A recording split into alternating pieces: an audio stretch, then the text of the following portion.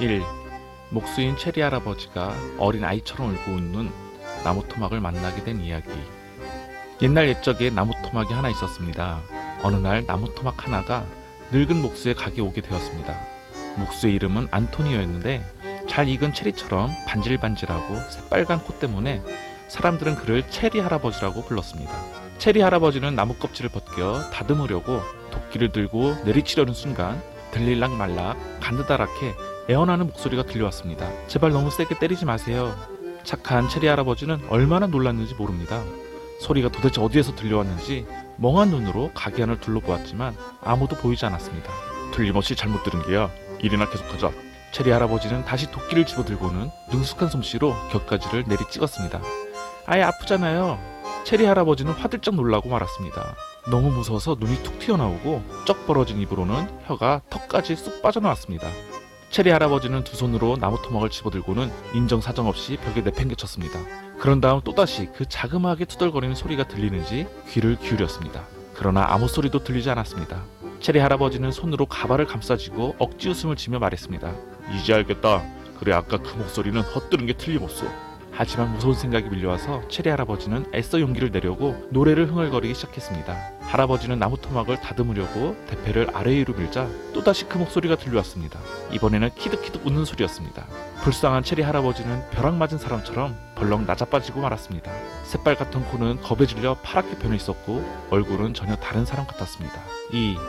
체리 할아버지는 친구인 주세페 제페토 할아버지에게 나무 토막을 줍니다. 제페토 할아버지는 춤추고 칼싸움도 하고 공중제비도 돌 줄 아는 멋진 꼭두가시를 만들려고 나무 토막을 가져갑니다. 그때 누군가 문을 두드렸습니다. 체리 할아버지는 몸을 일으켜 세울 힘도 없이 앉은 채로 겨우 말했습니다. 들어와요. 활발해 보이는 노인 한 사람이 가게 안으로 들어왔습니다.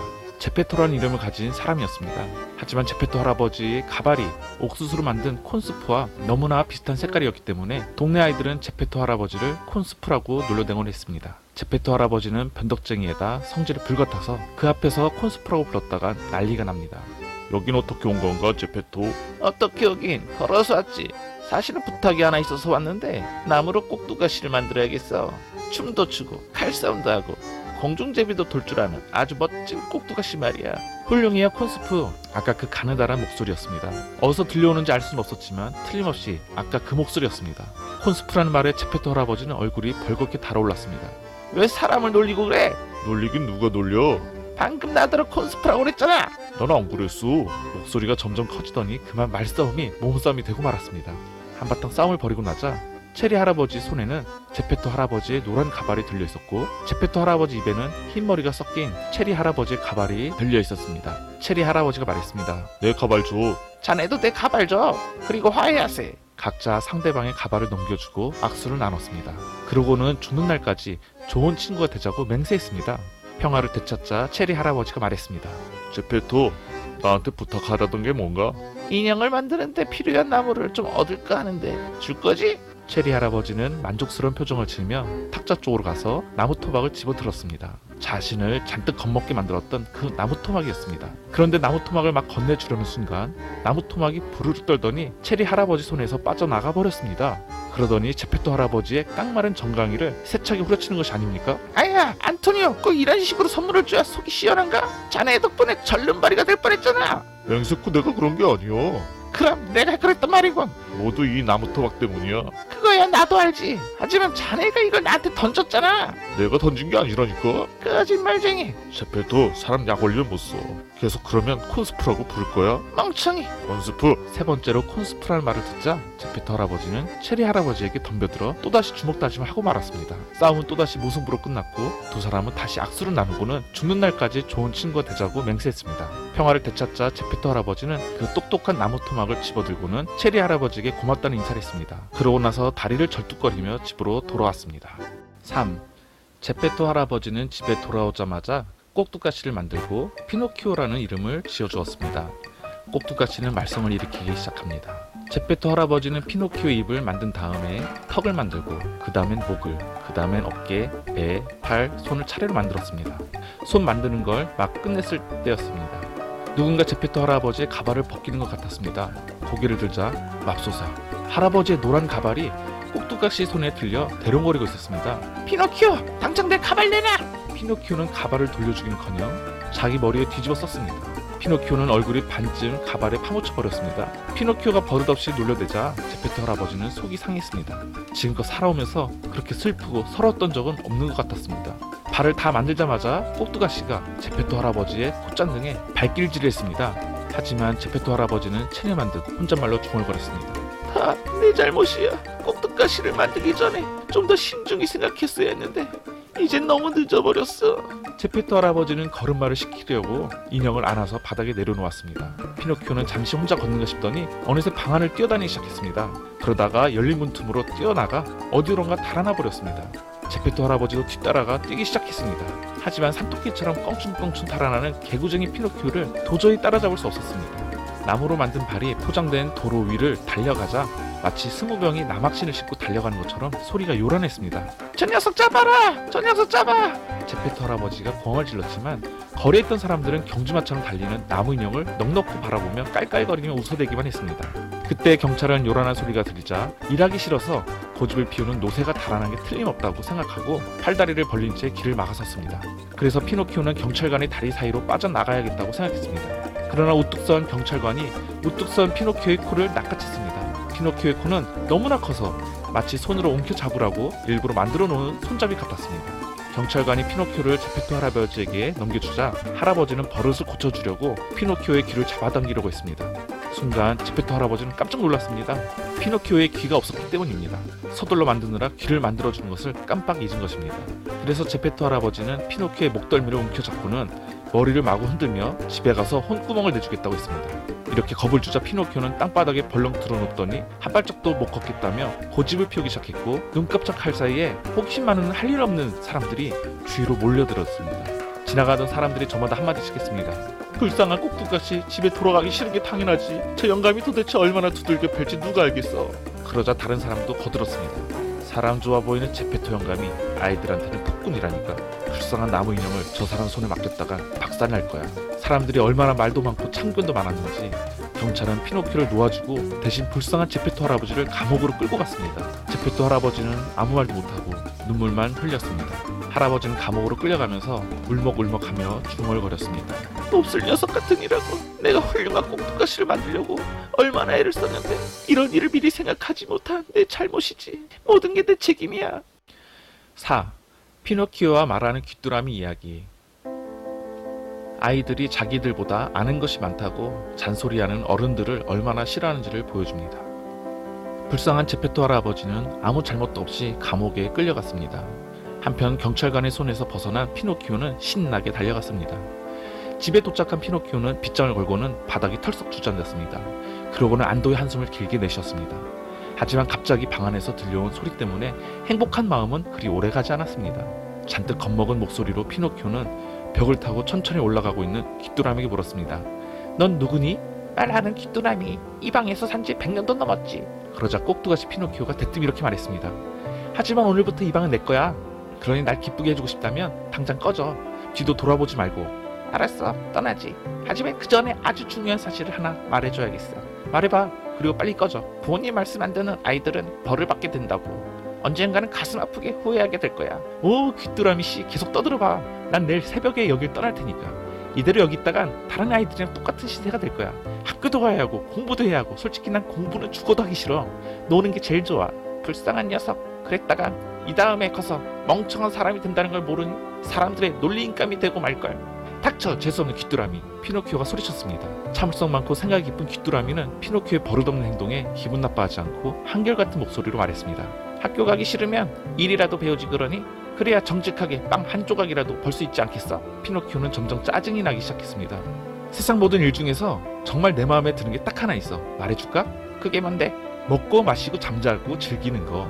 그리고 아침부터 저녁까지 노는 거. 말하는 귀뚜라미는 여전히 차분한 목소리로 말했습니다. 그렇게 살다간 병원이나 감옥 신세를 지게 될 거야. 꺼져. 연락 짜증나. 자꾸 화나게 하면 너 끝장이야. 불쌍한 피노키오. 정말 가엾기 짝이 없구나. 가엾다니 어째서? 넌 꼭두가시니까. 게다가 네 머리는 나무로 만들어졌잖아. 귀뚜라미의 마지막 말에 피노키오는 화가 머리끝까지 치솟았습니다. 곧바로 탁자에서 나무방치를 집어들더니 말하는 귀뚜라미를 향해 냅다 던졌습니다. 피노키오는 귀뚜라미가 정말로 나무 망치에 맞을 거라고는 생각도 못했는지 모르겠습니다. 하지만 안타깝게도 망치는 헤드샷, 귀뚜라미는 숨을 몰아쉬며 귀뚤 몇 마디 소리를 내더니 그만 벽에 달라붙어 죽고 말았습니다. 5. 피노키오는 배가 고파서 달걀을 찾아 프라이팬에 부칩니다. 막 먹으려는 순간 달걀 프라이가 창문 밖으로 날아가 버렸습니다. 어느새 밤이 다가왔습니다. 피노키오는 아직 아무것도 먹지 않았다는 것이 생각났습니다. 아이들은 먹고 싶다는 생각하면 금세 배가 고파지는 법입니다. 불쌍한 피노키오는 얼른 벽난로 쪽으로 달려갔습니다. 뭔가 보글보글 끓고 있는 냄비를 본 것입니다. 뭐가 들어있는지 뚜껑을 열어보려고 했지만 그건 벽에 그려진 그림이었습니다. 얼마나 실망스러웠는지 그렇잖아도 기다란 피노키오의 코가 손가락 4개만큼이나 더 길어지고 말았습니다. 6. 피노키오는 화로 위에 발을 올려놓고 잠이 듭니다. 다음날 아침 발이 모조리 불에 타 버린 것을 알게 되었습니다. 피노키오는 몹시 추운 겨울밤에 집을 나와 어느 집 초인종을 눌렀습니다. 먹을 것을 달라고 하자 어느 노인이 화가 나서 창밖으로 물벼락을 내렸습니다. 물벼락을 맞은 피노키오는 물에 빠진 생쥐꼴로 집으로 돌아왔습니다. 피곤하고 배가 고파 더 이상 서 있을 힘도 없었습니다. 피노키오는 의자에 주저앉아 진흙이 묻은 축축한 발을 뻘건 숯불이 담긴 화로에 걸쳤습니다. 그러다 그대로 잠이 들고 말았습니다. 나무발은 조금씩 검은 수치로 바뀌더니 재로 변해버렸습니다. 그런데 피노키오는 코까지 골며 골아 떨어졌고 날이 밝아올 무렵에야 누군가 문을 두드리는 소리에 잠에서 깨어났습니다. 제페토 할아버지였습니다. 7. 집으로 돌아온 제페토 할아버지는 자신이 먹으려고 가져온 음식을 피노키오에게 줍니다. 잠이 덜 깬 피노키오는 자기 발이 모조리 타버렸다는 것을 아직 깨닫지 못하고 있었습니다. 그래서 문을 열어야겠다는 생각에 의자에서 껑충 뛰어내렸습니다. 결국 쿵 하고 바닥에 길게 뻗어버리고 말았습니다. 바닥에 넘어질 때 얼마나 요란한 소리가 났는지 마치 나무 국자가 가득 들어있는 자루가 6층에서 떨어질 때 나는 소리 같았습니다. 피노키오가 바닥을 구르며 우는 소리로 대답했습니다. 아빠, 문을 열 수가 없어요. 왜 못 열어? 누가 내 발을 다 먹어버렸어요. 누가 내 발을 먹어? 고양이가요. 앞발로 대패밥을 날리며 장난치고 있는 고양이를 보며 피노키오가 이렇게 대답했습니다. 그러나 제페토 할아버지는 피노키오가 장난을 치는 게 틀림없다고 생각했습니다. 그래서 혼을 내주어야겠다고 생각하며 창문을 넘어 안으로 들어갔습니다. 그런데 발이 다 타버린 피노키오가 정말로 바닥에 늘어져 있는 모습을 보는 순간 마음이 약해지고 말았습니다. 아이고 내 아들 피노키오, 어쩌다 이렇게 발이 다 타버린 거니? 몰라요 아빠, 정말 지옥처럼 끔찍한 밤이었어요. 죽을 때까지 잊지 못할 거예요. 천둥이 울리고 번개가 치고 난 너무나 배가 고팠어요. 8. 제페토 할아버지는 피노키오의 다리를 만들어주고 외투를 팔아서 책을 사줍니다. 피노키오는 아빠를 향해 말했습니다. 아빠를 위해 학교에 갈 거예요. 훌륭하구나. 그렇지만 학교에 가려면 옷이 있어야 하잖아요. 너무나 가난해서 주머니에 돈 한 푼도 없는 제페토 할아버지는 피노키오에게 꽃무늬 종이로 옷을 만들어 주었습니다. 그리고 나무 껍질로 신발을 만들고 빵으로 모자를 만들어 주었습니다. 피노키오는 얼른 달려가 대야에 가득 담긴 물에 자기 모습을 비춰보고는 만족스러운 표정으로 뽐내며 말했습니다. 멋진 신사 같아. 제페토 할아버지도 맞장구를 쳐주었습니다. 그렇고 말고 멋있는 옷보다는 깨끗한 옷을 입어야 신사가 될 수 있지. 잊지 말아라. 그런데 학교에 가려면 아직도 없는 게 있어요. 가장 중요한 거예요. 그게 뭔데? 책이요. 돈이 없는 제페토 할아버지는 슬픈 표정을 지었습니다. 명랑한 피노키오도 슬픈 표정으로 바뀌고 말았습니다. 정말로 가난할 땐 누구나 다 가난을 몸으로 겪을 수밖에 없는 법입니다. 아이들이라고 할지라도 말이에요. 제페토 할아버지는 갑자기 자리에서 일어나 누더기가 된 낡은 외투를 걸치고는 집 밖으로 달려나갔습니다. 잠시 뒤 제페토 할아버지는 아들에게 줄 책을 들고 왔습니다. 하지만 나갈 때 입고 있던 외투가 없었습니다. 밖에는 눈이 내리고 있는데 이 불쌍한 노인은 속옷 차림이었습니다. 아빠, 외투는 어디 있어요? 팔아버렸지. 왜 팔았어요? 너무 더워서. 피노키오는 그 말뜻을 알아듣고는 가슴이 뭉클해졌습니다. 그래서 아빠의 목을 끌어안고 얼굴에 입을 맞추었습니다. 9. 피노키오는 꼭두각시 인형극을 보려고 책을 팔아버립니다. 눈이 그치자 피노키오는 새 책을 팔에 끼고 학교로 갔습니다. 길을 가는 동안 피노키오 머릿속에는 온갖 생각과 상상들이 꼬리에 꼬리를 물고 떠올랐습니다. 그래서 혼잣말을 했습니다. 오늘 학교에서 책 읽는 걸 배울 거야. 내일은 쓰기를 배우고 모레는 세마하는 법을 배울 거야. 그런 다음 난 돈을 많이 벌어야지. 처음 번 돈으로 아빠한테 멋진 외투를 사드려야지. 아니, 번쩍거리는 단추에 금이며 은으로 만든 외투를 사드릴 거야. 불쌍한 우리 아빠는 그럴 자격이 있어. 아빠는 나한테 책을 사주시느라고 지금 서치만 입고 계셔. 이 추운 날씨 말이야.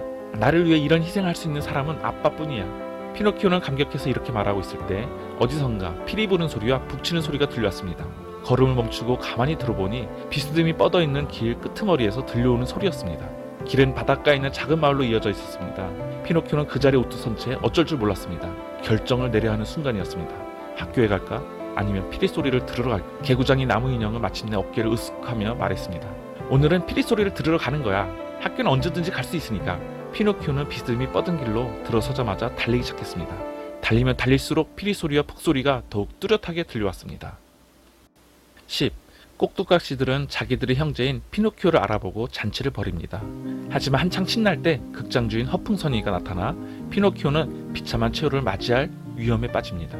바로 그때 얼굴만 보아도 겁나게 생긴 극장 주인이 나왔습니다. 극장 주인은 검은색 잉크처럼 새카맣고 기다란 수염을 기르고 있었습니다. 수염이 얼마나 긴지 바닥까지 끌려서 걸을 때 수염이 자기 발에 밟힐 정도였습니다. 커다란 입은 아궁이 같았고 두 눈은 빨간 호롱불 같았습니다.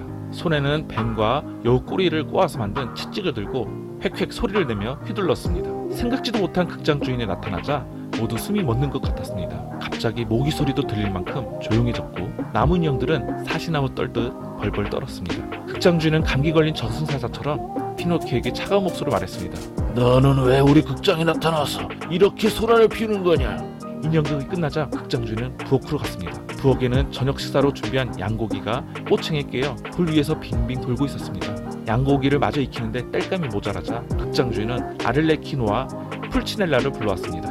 못에 걸어둔 그 꼭두각시를 끌고 와. 고기 굽는데 장작으로 쓰면 딱 좋겠어. 아를레키노와 풀치넬라는 망설였습니다. 하지만 주인이 눈을 부라리자 겁을 먹고 명령을 따를 수밖에 없었습니다. 둘은 불쌍한 피노키오의 양팔을 잡고 돌아왔고 피노키오는 물 밖에 나온 뱀장어처럼 몸부림치며 소리 질렀습니다. 아빠 살려주세요. 난 죽고 싶지 않아요. 11. 극장 주인 허풍선이는 재채기를 하더니 피노키오를 용서해줍니다. 피노키오는 친구 아를레키노의 목숨을 구해줍니다. 살려주세요 폐하. 폐하라는 말에 극장 주인은 입이 쩍 벌어지더니 금세 표정이 바뀌었습니다. 그리고 다정하게 말했습니다.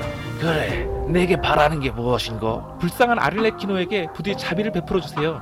자비 따위는 없어. 내가 너를 살려주었으니 대신 저놈을 불에 던져야 돼. 내 양고기를 구해야 한단 말이다. 피노키오는 벌떡 일어서더니 빵으로 만든 모자를 벗어던지며 말했습니다. 그렇다면 자 호위병들 나를 묶으세요. 그리고 불에 던지세요. 내 진짜 친구인 아를레키노가 나를 위해 죽는 건 옳지 않아요.